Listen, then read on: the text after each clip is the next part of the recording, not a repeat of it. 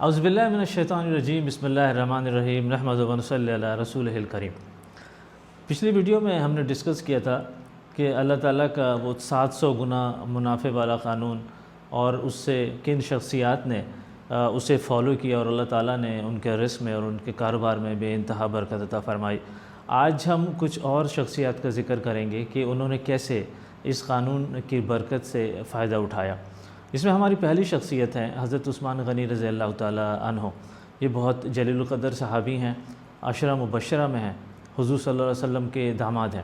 ان کی فیاضی کے بہت سارے واقعات ہیں، لیکن ایک واقعہ جو بڑے سنہری حروف میں تاریخ کی کتابوں میں اور حدیث کی کتابوں میں لکھا گیا ہے، میں اس کی طرف لے کے چلتا ہوں۔ میں آپ کو لے کے چلتا ہوں سن 2 ہجری کے مدینہ میں۔ دیکھیے یہ وہ مدینہ ہے جہاں جوگ در جوگ مسلمان مکہ سے ہجرت کر کر آ رہے ہیں، اور یہ اپنا سب کچھ مکہ میں چھوڑ کر آ رہے ہیں، اور حضور صلی اللہ علیہ وآلہ وسلم کو بہت تشویش ہے کہ یہ اپنی زندگی کس طرح یہاں پر نئے سرے سے شروع کریں۔ ایک جو بہت بڑا مسئلہ ابھی درپیش ہے مدینہ میں، وہ ہے پانی کی قلت۔ مدینہ میں میٹھے پانی کا صرف ایک کنواں ہے، اور وہ ایک یہودی کی ملکیت میں ہے۔ باقی سارے جو کنویں ہیں اس میں سے کھارا پانی آتا ہے۔ وہ یہودی وہ پانی کافی مہنگا بیچتا ہے، میٹھا پانی، اور حضور صلی اللہ علیہ وسلم کو کافی اس کی تشویش ہے، اس لیے کہ یہ جو مہاجرین ہیں، مکہ کے مہاجرین، ان کی اتنی استطاعت نہیں کہ اتنا مہنگا پانی خریدیں۔ حضور صلی اللہ علیہ وآلہ وسلم مسجد نبی میں تشریف رکھتے ہیں، اور وہ اپیل کرتے ہیں، وہ لوگوں سے، صحابہ کرام سے کہتے ہیں کہ کون ہے وہ شخص جو آگے آئے گا اور جو آ کر اس کنویں کو خرید کر مسلمانوں کے لیے، مدینہ کے مسلمانوں کے لیے وقف کرے۔ اللہ تعالیٰ جنت میں اسے اس کنویں سے پانی پلائے گا، یہ جنت میں اللہ تعالیٰ اسے اسی قسم کا کنواں عطا کرے گا۔ حضرت عثمان غنی رضی اللہ تعالیٰ عنہ آگے آتے ہیں، وہ کہتے ہیں اللہ کے رسول یہ کام میں کروں گا، اور حضرت عثمان غنی رضی اللہ تعالیٰ عنہ اس یہودی کے پاس جاتے ہیں، اس یہودی سے کہتے ہیں کہ تم یہ کنواں مجھے بیچ دو۔ یہودی چونکہ اس کنویں سے کافی پیسہ کما رہا ہوتا ہے، تو وہ کہتا ہے میں یہ کنواں تمہیں کیوں بیچ دوں، میں تمہیں نہیں بیچنا چاہتا۔ تو یہاں پر حضرت عثمان غنی رضی اللہ تعالیٰ عنہ، چونکہ یہ تاجر رہ چکے ہیں، ان کے والد صاحب بھی تاجر تھے، انہوں نے اپنی کاروباری دانشمندی استعمال کی یہاں پہ، اور انہوں نے اس یہودی سے کہا کہ اچھا تم ایسا کرو، مجھے آدھا کنواں بیچ دو۔ اس نے کہا کہ آدھا کنواں کس طرح؟ انہوں نے کہا کہ ایسا کرو کہ ایک دن میں اور ہمارے لوگ اس سے پانی نکالیں گے، اور دوسرے دن تم اسے استعمال کیا کرو۔ وہ اس بات پہ وہ یہودی راضی ہو گیا، اور اس طرح انہوں نے غالباً 15,000 درہم میں آدھے کنویں کی ملکیت خرید لی۔ اچھا اب ہوتا یہ کہ ایک دن جب حضرت عثمان غنی رضی اللہ تعالیٰ عنہ کی باری ہوتی، تو وہ مسلمانوں کو دعوت دیتے کہ وہ جتنا پانی اس میں سے استعمال کر سکتے ہیں استعمال کریں، بلکہ جتنا پانی لے جا کر اپنے گھروں پہ جمع کر سکتے ہیں، اسٹور کر سکتے ہیں، وہ کریں۔ دوسرے دن یہودی کی باری آتی، وہ کنویں کو استعمال کرتا تجارتی مقصد کے لیے، وہ لوگوں کو پانی بیچا کرتا۔ لیکن ہوا یہ کہ جب لوگوں کو ایک دن مفت پانی ملنے لگا، تو دوسرے دن جب یہودی کی باری آتی تو وہاں پہ بہت ہی کم خریدار ہوتے اس کے میٹھے پانی کے۔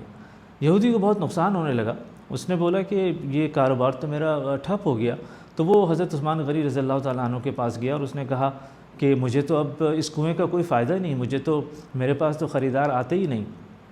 تو اس نے کہا کہ آپ یہ باقی حصہ بھی، آدھا کنواں بھی آپ بھی خرید لیں، اور اس طرح حضرت عثمان غنی رضی اللہ تعالیٰ عنہ نے باقی کا کنواں بھی غالباً 8,000 درہم کے عوض اس یہودی سے خرید لیا، اور اس طرح حضرت عثمان غنی رضی اللہ تعالیٰ عنہ نے یہ پورا کنواں خرید کر مسلمانوں کے لیے وقف کر دیا۔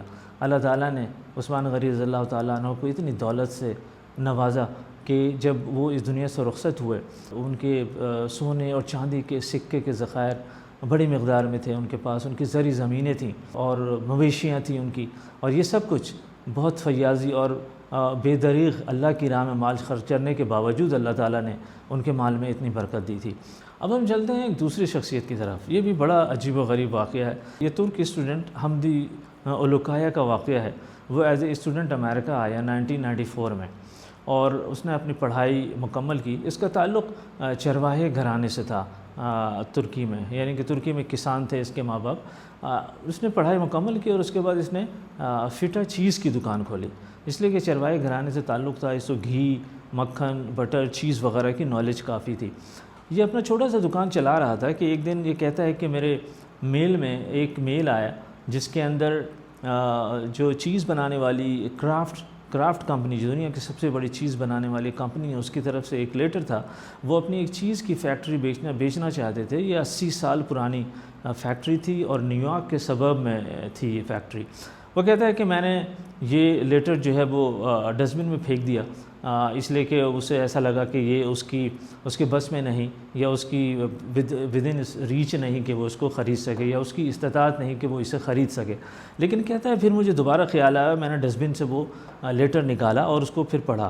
اس نے کہا اس کے اندر جو انہوں نے قیمت لکھی تھی بیچنے کی وہ $1 ملین لکھی تھی، اور وہ کہنے لگا کہ وہ قیمت مجھے بہت کم لگی، اس لیے کہ چیز کی فیکٹری لگانا اتنا آسان اور اتنا سستا کام نہ تھا. اس نے اپنے لائر کو فون کیا. اس نے اپنے لائر کو کہا کہ یہ چیز کی فیکٹری بک رہی ہے، میں اسے خریدنا چاہتا ہوں. اس کو لائر نے کہا حمدی یہ بتاؤ کہ اس کی قیمت کتنی ہے. حمدی نے کہا اس کی قیمت $1 ملین ہے. اس نے کہا حمدی تم پاگل تو نہیں ہو گئے، تم نے 6 مہینے سے میری فیس نہیں دی اور تم $1 ملین کی فیکٹری خریدو گے. حمدی نے کہا دیکھو ٹرائی کرتے ہیں، اور مجھے پوری امید ہے کہ میں اس فیکٹری کو پروفیٹیبل بنا سکتا ہوں. دیکھیں یہ وہ فیکٹری تھی جس کو کرافٹ چیز والوں نے بہت چلانے کی کوشش کی، لیکن یہ ان سے پروفیٹیبل نہ ہو سکی. وہ صحیح طریقے سے یوگرٹ بنا نہیں پا رہے تھے. یہ یوگرٹ کی فیکٹری تھی. تو ہوا یہ کہ پھر حمدی نے اور اس کے لائر نے بڑی کوششیں کی، اور 6 مہینے بعد یہ لوگ اسمال بزنس ایسوسی ایشن سے اور دوسری جگہوں سے لون لینے کے بعد اس فیکٹری کو خریدنے میں کامیاب ہو گئے. کرافٹ والوں نے اس کے 100 امپلائیز کو فائر کر دیا تھا، اور اس میں سے حمدی نے 5 ایسے امپلائیز کو سلیکٹ کیا جو بہت ہی ایکسپرٹ تھے اور بہت ہی ماہر تھے اس کام کے. ان 5 امپلائیز کے ساتھ مل کے حمدی نے رات دن کام کیا، اور ٹھیک 1 سال بعد یا 2 سال بعد حمدی نے اپنی یوگرٹ کی چوبانی یوگرٹ کی پہلی شپمنٹ نیو جرسی کے اسٹورز میں سپلائی کر دی، اور نیو جرسی کے شیلف پہ چوبانی فیکٹری کی یوگرٹس اویلیبل ہو گئی تھی. اور جس نے اپنی محنت جاری رکھی، اور ٹھیک 5 سال بعد اس کی سیلز میں اتنا زبردست اضافہ ہوا کہ اس کی اینول سیلز 1 بلین پہ پہنچ گئی. اچھا، حمدی کی کامیابی کی جو دوسری وجوہات ہیں اس کو میں ابھی بتاؤں گا، لیکن پہلے ہم اس کی ترقی کی طرف چلتے ہیں. اس کی سیلز $1 بلین کی ہو گئی، اور یہ ترقی کرتا رہا. اس نے اپنے اور پروڈکٹس بھی ایڈ کیے. اس کے بعد 2012 میں آئی تھنک 5 سال بعد انویسٹمنٹ بینکرز نے اسے حمدی کو آفر کی کہ آپ اپنی فیکٹری اور اپنی کمپنی چوبانی فیکٹری اسٹاک ایکسچینج میں لسٹ کریں. اور اس مقصد کے لیے انہوں نے اس کی کمپنی کی ویلیویشن $10 بلین لگائی.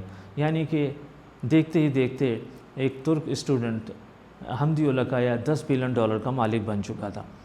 حمدی کی جو اللہ کی راہ میں خرچ کرنے کی جو چیزیں تھیں، اس میں پہلی بات وہ یہ کہتا ہے کہ میں اپنی فیکٹری میں ان لوگوں کو ملازمت کے لیے ترجیح دیتا تھا جو اس کمیونٹی کے لوگ ہوتے تھے یا فیکٹری کے آس پاس کے لوگ ہوتے تھے.